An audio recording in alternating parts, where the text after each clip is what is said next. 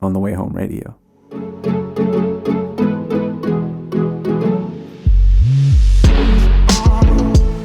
What's good, Maniacs? It's your boy Manny. Call me Manny.com. This podcast is one of the many ways that I'm trying to stay in touch with you. If you consider yourself to be a fan of my music, you should go to callmemanny.com/get updates to learn more. Welcome to episode 3 of On the Way Home Radio. It's hard to imagine I'm already on the 3rd episode. That means we're 3 weeks in. I know I said I was probably going to be sporadic with when I release them. I think I'm committing more or less to this once a week kind of thing. And I'll probably have special episodes that come in out of nowhere. So for the most part, you can expect these episodes to release Mondays at 9 a.m. And they are recorded in advance. So I think my plan has me to record these on Wednesdays, so the Wednesday prior. It's Friday, so I'm already behind. Yeah, but so Mondays at 9 a.m. is likely when these are going to continue to release. Hard to believe we're already on the 3rd episode. I think, I was just having this conversation about how it's going to be so interesting to hear where I am mentally, physically, emotionally, spiritually, everything 1 year from now on these podcasts. And even funnier to hear myself, right? So going back a year from now, listening to episode 3, I'm probably going to think, what was I doing? All right, anyways. I just think it's interesting. Another thing I want to point out, I guess, before we get started into today's topic is I just want to thank you. So there's I've gotten over 100 views, 100 streams total in the podcast already. And I know a couple of you have talked to me about some of the things that I mentioned in the podcast. And, these podcasts have been 25 minutes long each. So if you watch both, that's 50 minutes. It's almost an hour that you kind of spent with me, that you gave me your ears. I mean, that would you would have to listen to Prequel twice, which you probably did if you're the one that's listening to these podcasts. So thank you for that as well. But yeah, just thinking about the amount of time that you're spending here with me, I really appreciate that. I really, really, really do. It means a lot. It means a lot to know that you are there, that you care to listen, and that you support. And that actually was a really good segue into today's topic, which I'm sure you read the title already, is when is it time to give up on your dreams? So I stumbled on this topic recently, within the last month. It's been something on my head. I saw an Instagram post. It's pretty funny. Not gonna lie, I laughed. And it was comedic. It was talking towards women, and the post said something along the lines of, "Ladies, at what point in time are you gonna stop supporting your man's rap career?" And I if you just take it with a grain of salt, I guess. I feel like that is a genuine question. At some point in time, if you've been doing something for so long, you gotta expect that it's just not gonna happen for you, and you probably should be doing something else. But obviously, it hit home. I don't consider myself just a rapper, but as an artist, and I actually think that this is very far-reaching. I think it's far more than just music. I think it has to do with anybody's dreams, right? And so, at what point in time are you gonna stop? Are you gonna have that kind of real reality where reality sets in? I'm trying to find the right words. At what point in time is reality going to set in where you realize that this is just too far-fetched and you should just focus on the real world, not your dreams? It's a good question. So what am I doing here, right? I've been making music for years. So why am I still actively pursuing a music career? It's a good question, and I think I can give you the answer. But I'll start by saying that I did. For those of you that have been here since the beginning, you'll know this, but I gave up twice on my music career. Yeah, two real times that I just said I can't do this anymore, because it is not healthy. It's not healthy. But I think one of the reasons why it wasn't healthy was because my why wasn't strong enough. And if there's something you're going to take away from this, it's going to be to make sure you do that. If you still have your dream, if you're still pursuing your dream, make sure you find your why. Great book, by the way. Simon Sinek. Great book. I'll see if I can find a way to give you an easy way to review that. I think I'll just say, if you go to callmemanny.com/recommendations, we'll just do that. Callmemanny.com/recommendations. Seems kind of long.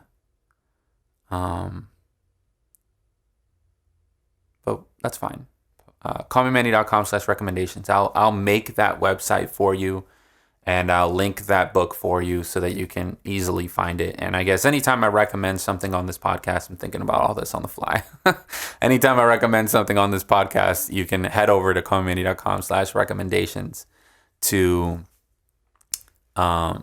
get to it. Yeah. So finding your why. So let me talk about when I gave up the first time. And I feel like I'm gonna talk about some of this stuff, but there's a lot more detail that you're gonna be able to get from these stories if you go to my YouTube channel. So go to callmemanny.com/video and or go to callmemanny.com and click video. And I have a story series, and I just released chapter 2 yesterday, and I'm going to continue to release these chapters as they go. And I'm also going to talk about some of the details in separate videos. So eventually, once I release, like the first 4 chapters, I will do like a chapter 1.1 and a 2.1 and a 3.1, and kind of give you some more of the details about what happened in there, because there's a lot that I'm not even saying inside of the I guess like the first chapter's videos. I think it's something that's going to be a little bit easier for me to talk about once I kind of give the overview. But the first time I gave up on music was after I actually had the most success ever in music, which sounds so backwards. But what happened was I had a song that went really, really viral for me. It was Out My Way. And I released 2 additional songs since then, and they didn't do anything close to it. And I just had this moment where I just felt like I would never be able to duplicate that kind of success again. I was lucky. I got lucky, but it's not something that I can recreate. I don't know how it happened, right? So these are all the things that kind of came into my head. Not telling myself the opposite, which was that you created something, you put something into the world, and one of the results of it being great content is that it went viral in this way. And all I needed to tell myself was that, hey, this is not going to happen for every song that you release. But if you continue to release music, it'll happen for some of them. And you have no idea the upside potential that you could get from one of these songs. You don't know how viral it can go. So I went somewhat viral. Obviously, I got, millions of streams from this song. But I did not, it wasn't somebody that I used to know viral. It wasn't, that kind of next level of virality. And so it was like, kind of like a hub of virality. Like it was like the small thing that happened that was pretty big. But right from there, I just said, well, that's it. Like, I can't do that again, So, and I think another reason why I stopped was because the song was attracting attention. People were following the song and they weren't following me. And at the time, I couldn't understand that. I was like, I don't get it. Like, if you heard this song and you really liked it, wouldn't you want to reach out to the person that sings it? But no, people don't normally do that. People don't listen to a song and say, hey, let me immediately go find out more about this artist. Or maybe if they did, the artist is doing something. And I wasn't, right? I was going to work every single day. I worked so much overtime. I worked basically every single day. I wasn't posting. I wasn't active on social media. There wasn't any conversation again. So that was kind of me setting myself up for failure. But that was another thing that was in my head. It was, okay, so I made this song and I'll never be able to get this kind of success again because I don't know how to replicate it. And nobody cares about me anyways. They only care about the song. So those were the two things in my mind. And I gave up. Like, that was it. Like, I gave up. And what reason why I gave up was because I would go into the studio and I would write music, and it was very dark, very depressing. I felt like I needed to make music that matched the song in order for me to continue to pull that audience. Which is probably right. Probably is. But I'm not good at making a song specifically about a subject. I don't do that. I don't know what it is about the way that I write music. I just write music. There's a funny line that I put at the end of What Was I Thinking, which was released before that, where I said, "You happy? I finally wrote a song about you."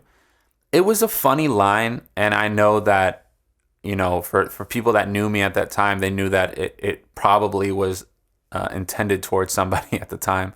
But I did not sit down that day and say, I'm going to write a song about this person. No, I just sat down and I wrote a song. And so the song isn't about anybody. It's just a song that I wrote. Now, do I tap into emotions when I write a song? Yes. It's not usually active emotions, that I can say. Or at least I don't know. For the most part, I feel that way. But I guess it can be, right? It's just whatever I think makes sense, whatever makes sense musically or creatively at the time. It's very weird. There's no science to it, which actually bothers me because I'm very analytical in my own right. And so the fact that making music has no science, I don't know how I do it, because my mind doesn't function that way. And so the fact that I can make music is just very weird in the first place.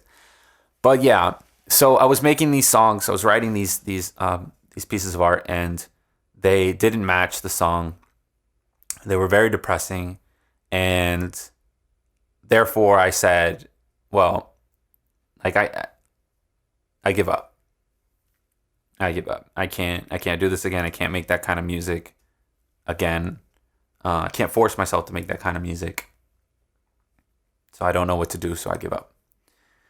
So that was the first time it's you're gonna hear, like, in this story, there are times where I'm saying I give up, but music never really leaves me.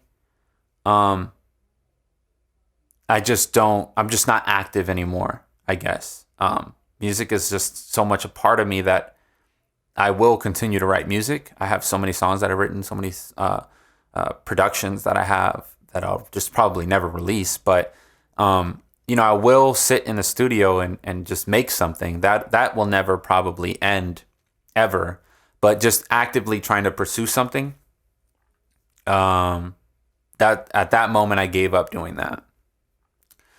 I remember shortly after this, I can't right now in my head, I don't remember exactly when it was, but I released Out My Way Part 2, and again, nobody listened to it. Nobody cared. I think there was a part of me that felt like, oh, everybody's watching my every move. Nobody was listening. Nobody was watching what I was doing. So I don't know why I was so scared. There's a part of me right now that feels so much more comfortable releasing episode 3 because I know I don't have some massive audience that's watching my every move, listening to my every voice. I know that there's just you and me, and it just makes it's just, it's more comfortable, right? But for a long time, I wouldn't have done something like this because I was scared, like, oh my God, all of my followers are gonna, nobody cares. Like, some people care. And the people that care are happy, So I released Out My Way Part 2 because I wanted to kind of have some sort of symbol in my music that said, I'm not this perfect character that I played in that song. I believe in everything that I had mentioned in that song, but I'm just as vulnerable as anybody else emotionally. I'm not some sort of saint, some sort of perfect person. And I didn't want my music to have to always be, I guess, that brand of just this perfect guy. So I started to release some songs that really weren't me. But they were just, just kind of like saying like, hey, I know you got this for me, but you might get stuff like this too. And so now that I've gotten both sides of the spectrum released, I can release whatever I want in between, and just kind of help me mentally say that, okay, well, now I can put out whatever it is that I want to put out. I'm not bound to any type of bubble because there's the spectrum. Even though nobody knows the spectrum exists, this is all just stupid stuff that I put into my mind.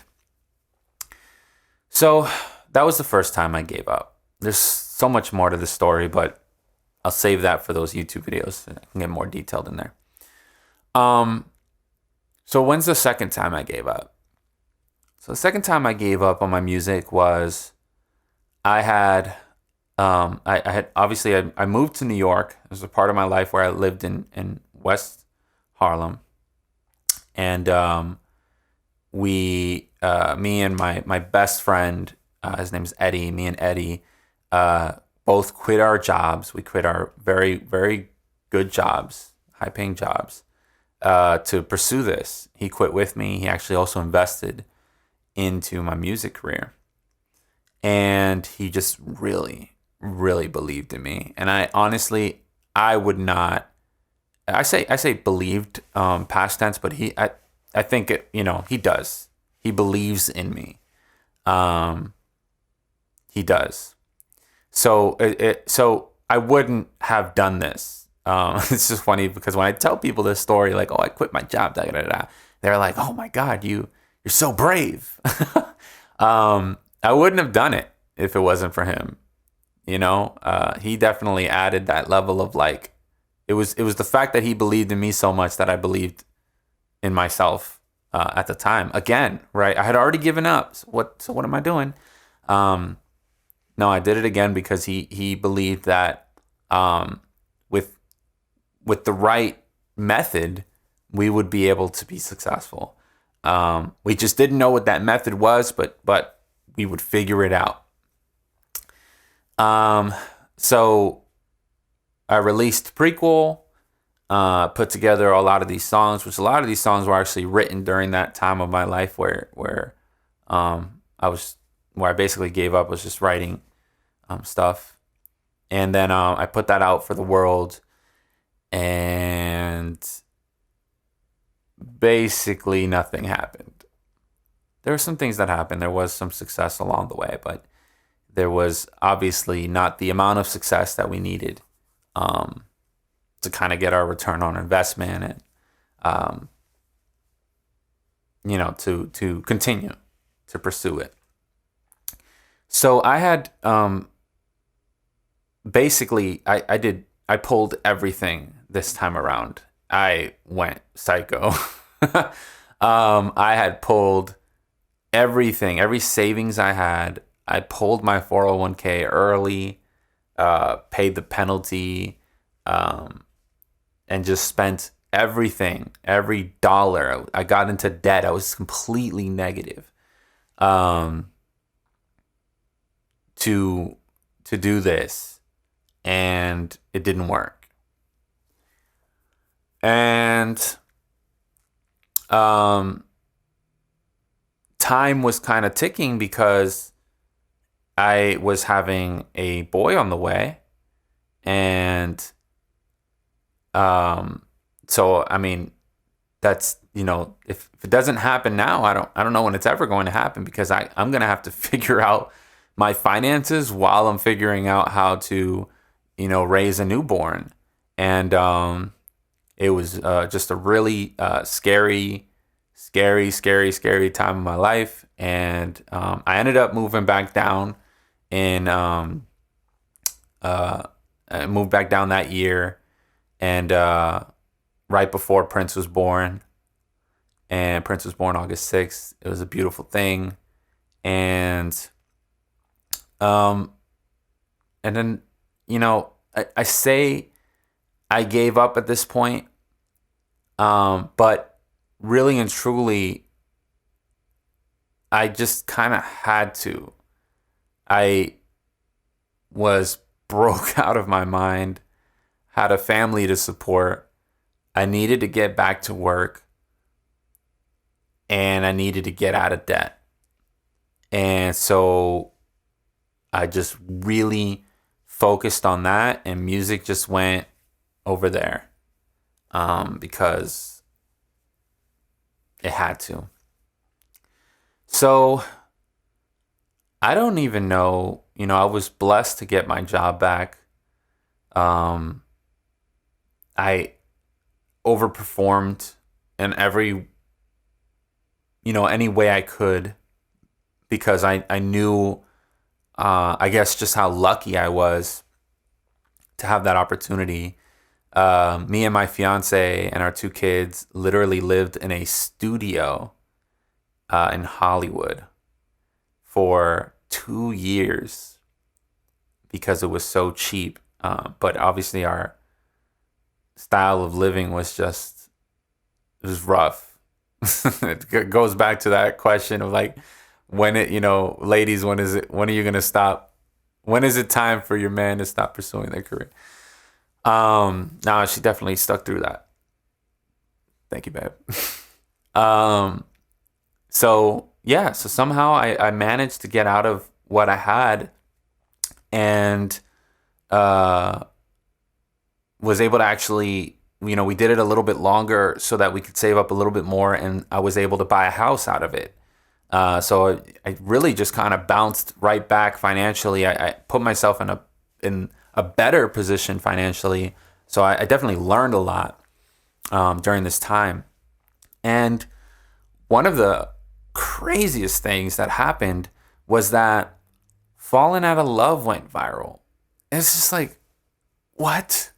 Like how? It went viral because I don't know all these details. I've never been able to communicate with anybody to really kind of explain this from me, but I did see the Facebook post. I probably have a screenshot somewhere. I'd have to dig for it though. But there was a Facebook post. Somebody had posted a video of this girl cutting up photos of her and her ex and burning them. So she was obviously crying as she was doing it. And the song that was playing in the background of this video was Falling Out of Love.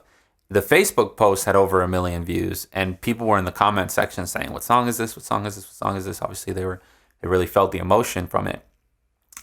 I had reposted this video on my Instagram, so if you wanna see it, it's somewhere on my feed, at Call Me Manny, or just go to callmemanny.com. The Instagram's on the bottom. But yeah, that went viral, and the song just started getting streams slowly but surely. It's like the algorithms of Apple Music and Spotify just started recommending it to more and more people, and it was finding an audience along the way. And yeah, so that was pretty interesting. But it was just, I guess, just another moment of like, well, what am I gonna do with this? Like, how do I replicate this? It was just another moment where I said, I don't know how this happened or what I'm gonna do about it. But anyway, I really didn't have any time or money really to even try to pursue anything with that. But that was a little bit of a blessing in my life, because everything that I thought the first time that I gave up on music just got obliterated. You know, the first time I gave up on music, I said that, well, I'm never going to be able to do this again. I'm never going to have a song that gets more streams than this song. I'm never going to be more known for anything else other than Out My Way. But now, you know, the majority of you who are listening to this, or maybe subscribe to my mailing list, when you subscribe to my mailing list, I have you answer the question, what is your favorite song? It really kind of gives me an idea of like, okay, what songs are attracting people to my mailing list? Falling Out of Love is the number one song. When you look at overall streams across the board, Falling Out of Love has the most streams by far. And it actually just passed 900,000 streams on Spotify. So the majority of people who know me now know me for Falling Out of Love and not Out My Way. Even though it's probably a good mix of 50-50, but that was a blessing, because it really meant, and the other thing that's interesting about Falling Out of Love is that, okay, so the new version is the one that went viral. That new version I released when I released Prequel in 2016, but obviously I originally released that song in 2012. That means that I released Out My Way. One of the two songs that I had released shortly after that I thought were just trash because nobody cared about them. One of them was Can't Do This Alone, Falling Out of Love. Falling Out of Love was the second one. Like, if I would have just continued to be making music from that point forward, who knows? The possibilities are endless. And so even though I wasn't really in a good position and I did kind of give up on music because I just didn't feel like I had the means to accomplish anything, I was just blown away by Falling Out of Love doing that. It really just kind of inspired me again. Now, how does that lead me into today? How did I come back to do this for what will be my third real attempt at music? What is my why? And I wanted to be very careful about my why before I came back to music, because there's so much more to this story that you don't know about, like a lot of details. And I didn't want to put myself in a position where I would get as low as I did over this, this kind of like insane idea, like what, you're never happy when you're making music because you have these crazy expectations and your beliefs come crumbling down in front of you. So why would you put yourself in that position again? You have to have a really strong why to pursue something that might never happen. And so I'll tell you what my why is right now. When I think about Prince growing up, oh, hold on one second.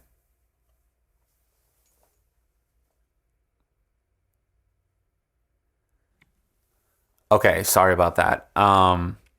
For those of you listening in on the podcast, my camera has a record limit of 30 minutes, which means this is one of the longest podcast episodes I've ever done, and I apologize in advance for that. But if you're still here, thank you.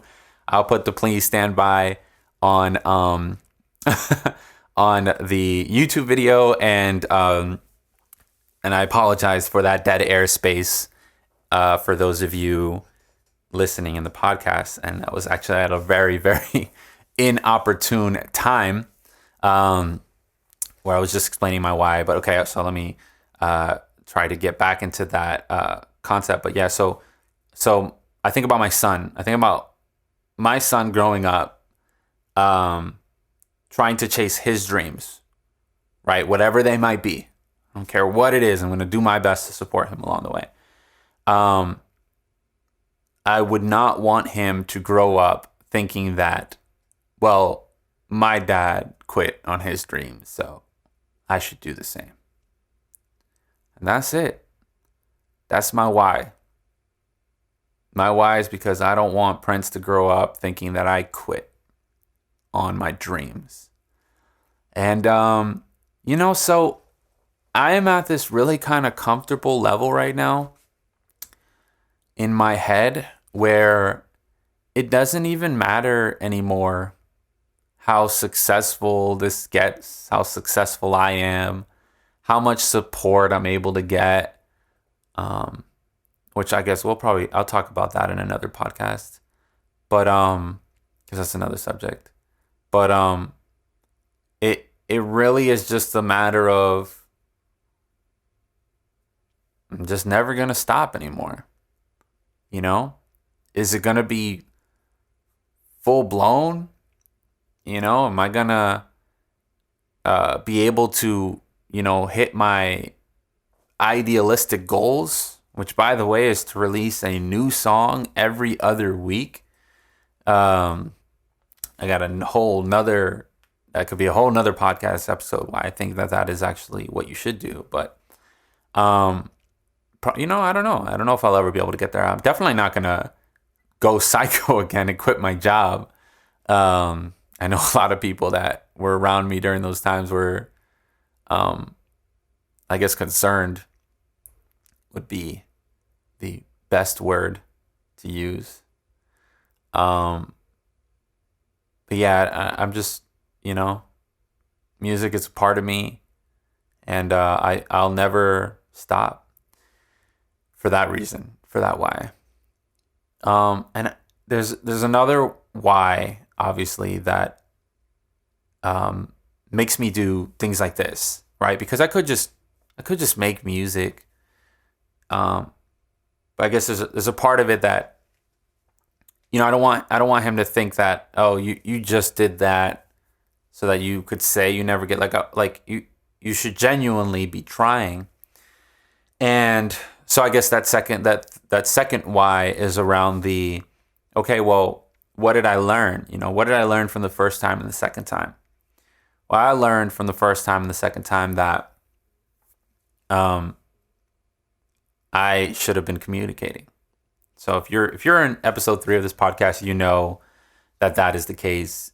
You know that is a strong subject that I have. And I've been in communication with so many of you already, and I really appreciate that. And I encourage you, again, that if you are this far into the podcast, that you should text me 754-799-0044. If you text me right now at this very moment to that number, I will get it. It's not like some random bot or something. 754-799-0044. I'd love to hear from you. And even if it's just, hey, I listened to your podcast. that'd be cool. And obviously also to subscribe to my mailing list, callmemanny.com/get updates to become a maniac, so that you can get all the updates for when I release my new content, whether it's this podcast, YouTube updates, merch updates. I give discounts, by the way, to specific lines on my merchandise, sporadically. And I definitely think I definitely wanted to connect more, communicate more with my fans, because it's just given me that motivation that I needed. Yeah, I like kind of phrasing it that way. So the why is because I don't want my son to think that I would ever quit on my dreams, and therefore he would quit on his. And the motivation is you, the individual listener who's listening 35 minutes into my podcast episode. I had advised you guys that if you send me a message, a voice message, I would love to feature those voice messages in these podcasts. And so I did get one from Barbara. And so I do just want to thank you, Barbara. I appreciate you for doing that, for sending me the voice message about my music and how it's impacted you. I think that's, it means a lot to me. And so much more than you could ever think. And so I really appreciate that. And so I think this is something I'll do if I have them available. Obviously, you can send me a voice message via text message or anywhere on my social media. And I'd love to feature you into a following episode. So I will go ahead and play that audio now. And I thank you so much for watching or listening. It really means the world to me. Share this podcast with one friend. And as always, be great. Hi, Manny. I wanted to thank you for that song, Out My Way. That's the most beautiful song I've ever heard. Those words are inspiring. They actually taught me my worth and my value.